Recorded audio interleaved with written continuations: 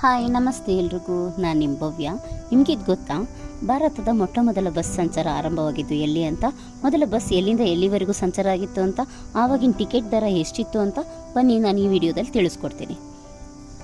ಭಾರತದ ಮೊದಲ ಬಸ್ ಸಾರಿಗೆ Bombay electric supply and transport ಸಂಸ್ಥೆ ಅಂದರೆ BEST ಸಂಸ್ಥೆ ಈ ಬಸ್ ಸೇವೆಯನ್ನು ಆರಂಭ ಮಾಡಿತು. ಕೇವಲ ಇಷ್ಟು ಮಾತ್ರ ಅಲ್ಲ, ಭಾರತ ಸ್ವತಂತ್ರ ಪೂರ್ವದಲ್ಲಿಯೇ ಅಂದರೆ 1937ರಲ್ಲಿಯೇ ಡಬಲ್ ಡೆಕ್ಕರ್ ಬಸ್ ಸರ್ವಿಸ್ ಶುರುವಾಗಿತ್ತು.